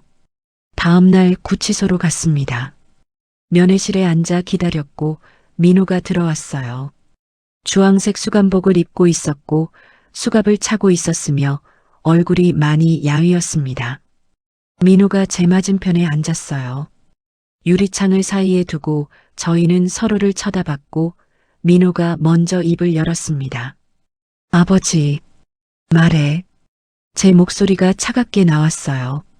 민호가 눈을 내리깔았고 아버지, 저 정말 미안해요 하며 떨리는 목소리로 말했습니다. 미안하다고 형이 돌아오니? 아니요. 미안하다고 내 어머니가 나아지니? 아니요. 그럼 왜 미안하다고 하니? 저는 소리쳤고 민호가 고개를 들어 저를 쳐다봤어요. 눈에 눈물이 글썽거렸지만 저는 동정심이 들지 않았습니다. 아버지, 저 정말 잘못했어요. 제가 미쳤던 것 같아요. 왜 그랬니? 정말 돈 때문이었니? 민호가 고개를 끄덕였어요. 돈이랑, 그리고 질투요. 질투? 네, 형에 대한 질투요. 평생 형이 1등이었고 저는 늘 2등이었어요. 공부도, 일도, 아버지 사랑도 다 형이 차지했어요. 민호가 울기 시작했고 저는 저는 한 번이라도 1등이 되고 싶었어요. 그래서 하며 말을 잇지 못했습니다. 저는 민호를 쳐다봤어요. 민호야, 나는 너희 둘 다 똑같이 사랑했어. 하지만 내가 그렇게 느끼지 못했다면 그건 내 잘못이야. 아버지. 하지만 그게 살인할 이유가 되진 않아. 내 형을 죽이고 어머니를 버릴 이유가 되진 않아. 저는 일어섰어요. 민호야, 넌 대가를 치러야 해. 내가 한 일에 대해서. 아버지, 제발. 저 용서해 주세요. 민호가 울부짖었지만 저는 뒤돌아서 걸어 나왔습니다. 면회실 문을 나서며 뒤에서 민호가 소리치는 게 들렸어요. 아버지, 아버지. 하지만 저는 돌아보지 않았습니다. 복도를 걸어 나오며 눈물이 흘렀고 제 손으로 감옥에 가둔 제 아들을. 하지만 이게 맞았습니다. 병원으로 돌아가 지은을 봤어요. 지은이 눈을 떴고 저를 쳐다봤습니다. 당신, 누구예요? 아직도 저를 못 알아봤지만 괜찮았어요. 언젠가는 기억할 거니까요. 나야, 여보. 내 남편이야. 저는 지은의 손을 잡았고 지은이 제 손을 꼭 쥐었습니다. 비록 저를 못 알아보지만 이 손길은 기억하는 것 같았어요. 곧 재판이야. 제가 중얼거렸을 때 지은이 물었어요. 재판? 무슨 재판? 우리 아들. 민호 재판. 지은의 눈에 뭔가 스쳐 지나갔고 슬픔 같았지만 동시에 체념 같기도 했어요. 민호가 나쁜 짓 했어? 응. 그럼 벌 받아야지. 지은이 눈물을 흘렸고 저도 울었습니다. 저희는 손을 꼭 잡고 한참을 그렇게 있었어요. 재판 준비가 시작됐습니다. 검사는 모든 증거를 정리했고 변호사는 민호를 변호할 방법을 찾고 있었으며 언론은 재벌가 형제살인 사건이라며 떠들썩했어요. 하지만 저는 신경 쓰지 않았습니다. 그냥 진실이 밝혀지고 민호가 제대로 처벌받기를 바랐을 뿐이었어요. 그리고 지은이 하루빨리 나아지기를요. 하늘이와 함께 평화롭게 살 수 있기를요. 재판은 한 달 후였습니다. 저는 매일 그날을 기다렸고 매일 증거를 확인했으며 매일 지은과 하늘이를 돌봤어요. 그리고 마침내 그날이 왔습니다. 재판 당일 아침 저는 일찍 일어나 양복을 입었습니다. 검은색 양복에 진한 남색 넥타이를 맺고 거울을 보며 깊게 숨을 쉬었어요. 오늘 제 아들을 법정에서 봐야 하고 제 아들이 유죄 판결을 받는 걸 봐야 합니다. 지은도 병원에서 퇴원해 함께 갔어요. 많이 회복했지만 아직 기억은 완전히 돌아오지 않았고 가끔 저를 못 알아봤으며 가끔은 민준이 살아있다고 착각했습니다. 하지만 오늘은 정신이 또렷했고 여보 가야지 하며 제 손을 꼭 잡았어요. 법원에 도착했을 때 기자들이 우르르 몰려들었습니다. 회장님, 소감 한마디 해주세요. 아드님을 직접 고소하신 심정이 어떠세요? 카메라 플래시가 터졌고 마이크가 제 얼굴 앞으로 쏟아졌지만 저는 아무 말도 하지 않고 법원 안으로 들어갔어요. 법정은 사람들로 가득했습니다. 기자들, 방청객들, 회사 임원들 모두가 저희를 쳐다봤고 저는 지은의 손을 잡고 앞쪽 방청석에 앉았어요. 기립. 재판장이 입장했습니다. 모두가 일어섰고 재판장이 자리에 앉았으며 저희도 앉았어요. 문이 열리고 민호가 들어왔습니다. 주황색 수감복을 입고 수갑과 발목 족쇄를 차고 있었어요. 3개월 사이에 많이 야위었고 뺨이 움푹 들어갔으며 눈은 푹 꺼져 있었습니다. 민호가 걸어올 때 족쇄 소리가 철컹철컹 울렸고 저는 그 소리를 들으며 가슴이 아팠어요. 민호가 방청석을 쳐다봤습니다. 저와 눈이 마주쳤고 민호의 눈에서 눈물이 흘러내렸으며 입술이 떨렸어요. 아버지, 작게 중얼거렸지만 저는 고개를 돌렸습니다. 재판이 시작됐어요. 피고인 강민호는 작년 9월 15일 친형 강민준을 교통사고로 위장해 살해했습니다. 검사가 일어나 기소 내용을 낭독했고 피고인은 트럭 기사 최철수에게 2억 원을 주고 형의 차량을 들이받게 했으며 사전에 형의 차 브레이크를 조작해 사고가 나도록 만들었습니다 하며 증거 서류를 제시했어요. 방청석이 웅성거렸습니다. 또한 피고인은 어머니 한지은 씨에게 정신과 약물을 장기간 투여해 판단력을 잃게 만들었고 작년 11월 10일 어머니를 가평산속에 유기해 살해하려 했으며 올해 1월 15일 두 번째로 같은 장소에 유기해 살해를 시도했습니다. 지은이 제 손을 꼭 쥐었고 손이 차갑게 떨리고 있었어요. 검사 측 증인을 신청합니다. 첫 번째 증인은 트럭 기사 최철수였습니다. 최철수가 증인석에 앉았고 검사가 물었어요. 피고인과 어떤 관계입니까? 돈을 받고 사고를 낸 관계입니다. 자세히 말씀해 주시죠. 최철수가 민호를 쳐다봤고 민호는 고개를 숙이고 있었어요. 강민호 씨가 저한테 연락했습니다. 2억 원을 줄 테니 형 강민준 씨 차를 들이받으라고 했고 사고처럼 보이게 하라고 했어요. 그래서 2억 원을 받았고 강민준 씨가 출근하는 길목에서 기다렸으며 고속도로에서 차를 들이받았습니다. 방청석에서 한숨소리가 들렸어요. 피고인이 브레이크도 조작했다고 들었습니다. 네, 강민호 씨가 미리 형 차 브레이크 오일을 빼놨다고 했어요. 그래서 형이 브레이크를 밟아도 안 먹힐 거라고 했고 확실하게 죽일 수 있다고 말했습니다. 민호가 고개를 들어 최철수를 쳐다봤지만 아무 말도 하지 못했어요. 두 번째 증인은 이수진이었습니다.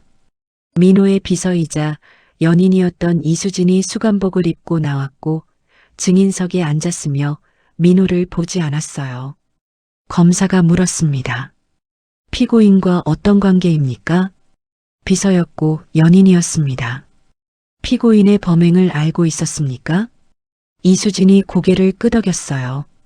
네, 알고 있었습니다. 강민호 씨가 형을 죽이려 한다고 말했고 저한테 도와달라고 했어요. 트럭 기사한테 돈 전달하는 걸 도왔고 어머니한테 먹일 약을 준비했습니다. 지은이 숨을 크게 들이마셨고 제가 지은 손을 더 꽉 잡아줬어요. 약을 어떻게 준비했습니까? 강민호 씨가 정신과 약물을 불법으로 구매했고 그걸 제가 건강식품 캡슐에 넣었어요. 하나하나 캡슐을 열어서 약을 섞어 넣고 다시 닫았습니다. 왜 그렇게 했습니까? 이수진이 울기 시작했어요. 강민호 씨가 저를 사랑한다고 했고 결혼하자고 했어요. 재산을 다 받으면 저랑 결혼해서 행복하게 살자고 했고 그래서 도와줬습니다. 하지만 나중에 알았어요. 강민호 씨가 저를 이용만 한 거였고 결혼할 생각 없었으며 그냥 범행을 도와줄 사람이 필요했던 거였어요. 이수진이 민호를 쳐다봤고 원망 가득한 눈빛이었어요. 민호는 고개를 돌렸습니다. 세 번째 증인은 보험조사관 박민수 씨였습니다. 박민수 씨가 증거들을 하나하나 제시했고 브레이크 조작 흔적 사진, GPS 기록, 약품 영수증, 문자 메시지 모든 증거가 쌓여갔어요. 네 번째 증인은 저였습니다. 증인은 피고인의 아버지 맞습니까? 검사가 물었을 때 저는 대답했어요. 네, 맞습니다. 피고인이 평소 어떤 사람이었습니까? 저는 민호를 쳐다봤고 민호도 저를 봤어요. 착한 아들이었습니다. 효자였고 어머니를 잘 모셨으며 저한테도 공손했어요. 하지만 그게 다 거짓이었습니다. 속으로는 형을 질투하고 있었고 재산을 노리고 있었으며 결국 형을 죽이고 어머니를 버렸습니다. 제 목소리가 떨렸어요. 증인께서는 피고인을 용서하십니까? 검사가 물었을 때 저는 고개를 저었어요. 용서할 수 없습니다. 절대로. 민호가 울음을 터뜨렸고 아버지 미안해요. 정말 미안해요 하며 울부짖었지만 저는 대답하지 않았습니다. 이제 와서 미안하다고 하면 뭐합니까? 민준이는 돌아오지 않아요. 제 아내는 평생 그 상처를 안고 살아야 해요. 저는 증인석에서 내려왔어요. 5번째 증인은 지은이었습니다.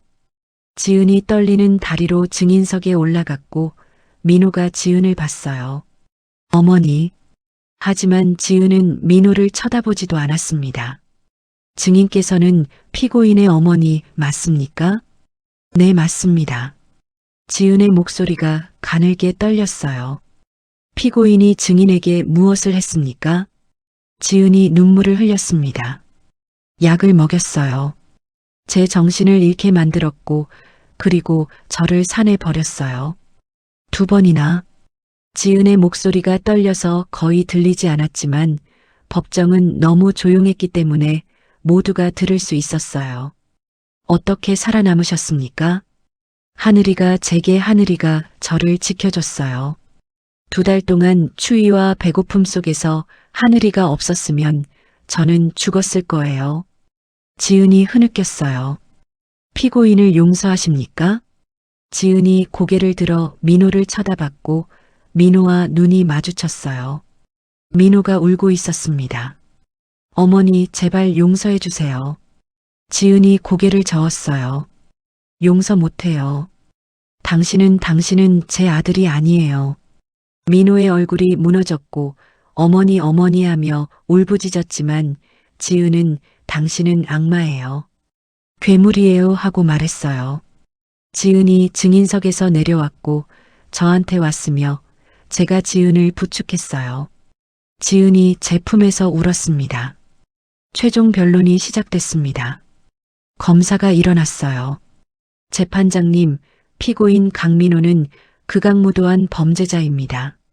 친형을 살해했고 친어머니를 유기했으며 이 모든 것이 재산 때문이었어요.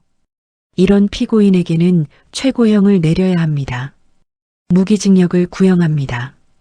방청석이 웅성거렸어요. 변호사가 일어났습니다. 재판장님, 피고인은 깊이 반성하고 있습니다. 피고인도 피해자예요. 평생 형의 그늘에서 살며 정신적 고통을 받았고 변호인, 검사가 소리쳤어요. 피고인이 피해자라고요? 진짜 피해자는 죽은 강민준 씨와 산에 버려진 한지은 씨입니다. 재판장이 망치를 두들겼고 정숙 하고 외쳤어요. 변호사가 계속 말했습니다. 하지만 피고인은 자백했고 반성하고 있어요. 선처를 부탁드립니다. 재판장이 민호에게 물었어요. 피고인, 마지막으로 하고 싶은 말 있습니까? 민호가 일어섰고 온몸이 떨리고 있었어요. 저는 민호의 목소리가 갈라졌습니다. 저는 용서받을 수 없습니다. 제가 한 일은 변명의 여지가 없어요. 형을 죽였고 어머니를 버렸어요. 저는 괴물입니다. 민호가 울었어요. 하지만 한 가지만 알아주세요. 저도 사랑받고 싶었어요. 형처럼 사랑받고 싶었어요. 하지만 늘 2등이었고 늘. 그래서 형을 죽였습니까? 재판장이 차갑게 물었고 민호가 고개를 숙였어요. 죄송합니다. 정말 죄송합니다. 재판장이 판결문을 들었습니다. 피고인 강민호에게 징역 30년을 선고합니다. 방청석이 술렁거렸고 민호가 그 자리에 무릎을 꿇으며 바닥에 엎드렸어요. 교도관들이 민호를 일으켜 세웠습니다. 민호가 끌려가며 뒤돌아봤어요. 저와 지은을 쳐다봤고 눈에 눈물이 가득했어요. 아버지, 어머니 미안해요. 정말 미안해요. 하지만 저희는 대답하지 않았고 그냥 민호를 쳐다봤어요. 민호가 문 밖으로 사라졌습니다. 법정이 끝났어요. 저와 지은은 법정을 나왔고 기자들이 우르르 몰려왔어요. 회장님, 소감 한마디 해주세요. 부인, 어떻게 살아남으셨어요? 저는 기자들을 밀치고 차에 올라탔고 지은도 옆에 탔어요. 차가 출발했습니다. 차 안에서 저희는 한참을 말없이 있었습니다. 지은이 먼저 입을 열었어요. 끝났네요. 네, 끝났어요. 하지만 마음이 편하지 않아요. 저도요. 저는 지은의 손을 잡았어요. 여보, 우리 이제 어떻게 살아야 할까요? 지은이 저를 쳐다봤고 눈물이 주르르 흘러내렸어요. 모르겠어요. 하지만 살아야죠. 우리 살아남았잖아요. 저는 지은을 꼭 안아줬어요. 창밖을 쳐다봤습니다. 해가 지고 있었고 붉은 노을이 하늘을 물들였어요. 민호는 30년을 감옥에서 살게 될 거예요. 그게 민호가 치러야 할 대가였습니다. 하지만 저희의 고통은 아마 평생 끝나지 않을 거예요. 민준이는 돌아오지 않고 그 빈자리는 영원히 채워지지 않을 거예요. 그래도 저희는 살아갈 겁니다. 왜냐하면 그게 저희가 할 수 있는 유일한 복수이니까요. 행복하게 사는 것. 그게 민호에게 보여줄 수 있는 최선의 복수였습니다. 재판이 끝나고 1년이 지났습니다. 저는 66살이 됐고 지은은 63이 됐어요. 저희는 서울을 떠나 제주도로 내려갔고 바닷가 근처에 작은 집을 샀으며 마당이 있는 단층 집이었습니다. 하늘이와 함께요. 하늘이는 산에서 2달을 버티느라 오른쪽 앞다리를 크게 다쳤고 수의사 선생님은 평생 절뚝거리며 살 겁니다 하고 말했지만 하늘이는 불평하지 않았어요. 여전히 꼬리를 흔들며 저희를 반겼고 지은 옆에 딱 붙어 앉아 있었습니다. 아침마다 저희는 함께 산책을 나갔어요. 하늘이가 앞서가며 절뚝절뚝 걸었고 느렸지만 멈추지 않았으며 바닷가까지 10분쯤 걸렸습니다. 파도 소리가 들렸고 바닷바람이 불어왔어요. 여보, 오늘 날씨 참 좋네. 지은이 제 팔을 잡고 말했을 때 저는 고개를 끄덕였어요. 그러게. 바람도 시원하고. 지은은 많이 회복했습니다. 약물 중독 후유증으로 기억력이 떨어졌고 가끔 혼란스러워했지만 꾸준히 치료받으며 조금씩 나아졌어요. 가끔 단어가 생각나지 않아 머뭇거렸고 방금 전 일을 잊어버릴 때도 있었지만 저는 상관없었습니다. 지은이 제 옆에 살아있다는 것만으로도 감사했어요. 하늘아, 천천히 가. 지은이 하늘이를 불렀고 하늘이가 뒤돌아보며 꼬리를 흔들었어요. 지은이 웃었습니다. 그 웃음을 보며 저는 행복했어요. 바닷가에 앉아 파도를 봤습니다. 하늘이는 저희 발치에 누워 있었고 지은이 하늘이 머리를 쓰다듬으며 말했어요. 하늘아, 그때 정말 고마웠어. 내가 없었으면 엄마 죽었을 거야. 하늘이가 지은 손을 하찼고 지은이 눈물을 흘렸어요. 요즘 지은은 자주 울었고 감정이 예민해진 것 같았지만 저는 말리지 않았습니다. 우는 게 오히려 나을 것 같았거든요. 여보, 민준이 생각나? 지은이 말했을 때 저도 고개를 끄덕였어요. 나도. 맨날 생각나지. 오늘이 민준이 생일인데 살아있었으면 40이야. 그러게. 저는 주머니에서 작은 사진을 꺼냈어요. 민준이 사진이었고 대학 졸업식 때 찍은 사진이었으며 학사모를 쓰고 환하게 웃고 있었습니다. 저는 그 사진을 매일 들고 다녔어요. 미안해, 민준아. 아빠가 너를 지키지 못해서. 제 목소리가 떨렸고 지은이 제 손을 잡아줬어요. 당신 잘못 아니야. 우리 최선을 다했어. 하지만 민준이도 알 거야. 우리가 얼마나 사랑했는지. 저희는 한참을 그렇게 앉아 있었고 파도 소리만 들렸습니다. 2년이 지났어요. 어느 봄날 아침이었습니다. 하늘이가 마당에서 꼼짝도 않고 누워 있었고 평소엔 저희가 일어나면 달려와 꼬리를 흔들었는데 오늘은 움직이지 않았어요. 하늘아, 지은이 다가가 하늘이를 쓰다듬었고 하늘이가 힘없이 눈을 떴어요. 하늘아, 왜 그래? 어디 아파? 저도 가까이 갔고 하늘이를 만져봤어요. 몸이 차가웠고 숨소리가 가빴습니다. 여보, 병원 가야겠어. 저희는 급하게 하늘이를 차에 태웠고 동물병원으로 달려갔어요. 수의사 선생님이 하늘이를 진찰했고 청진기를 대고 한참을 듣더니 고개를 저었습니다. 심장이 많이 약해졌어요. 산에서 겪은 일들 때문에 무리가 왔나 봅니다. 나이도 있고 최선을 다해보겠습니다. 하늘이는 병원에 입원했고 산소 호흡기를 달고 링거를 맞았어요. 저희는 매일 병원에 갔고 하늘이 곁에 앉아 쓰다듬어줬습니다. 하늘아, 힘내. 조금만 버텨. 우리 집에 가야지. 지은이 하늘이한테 속삭였고 하늘이가 지은 손을 하찼지만 힘이 없었어요. 일주일이 지났습니다. 하늘이는 나아지지 않았고 오히려 더 약해졌으며 밥도 먹지 않았고 물도 안 마셨어요. 그냥 누워서 숨만 쉬고 있었습니다. 선생님, 우리 하늘이 살 수 있을까요? 지은이 떨리는 목소리로 물었을 때 수의사가 고개를 숙였어요. 죄송합니다. 이제 얼마 남지 않은 것 같습니다. 지은이 주저앉아 울었고 안 돼, 하늘이 우리 하늘이 하며 흐느꼈어요. 집에 데려가세요. 마지막을 편안하게 보내시는 게 좋을 것 같습니다. 저희는 하늘이를 집으로 데려왔어요.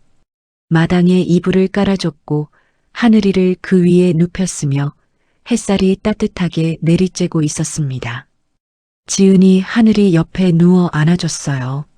하늘아, 고마워, 정말 고마워. 내가 없었으면 엄마 살아남지 못했어.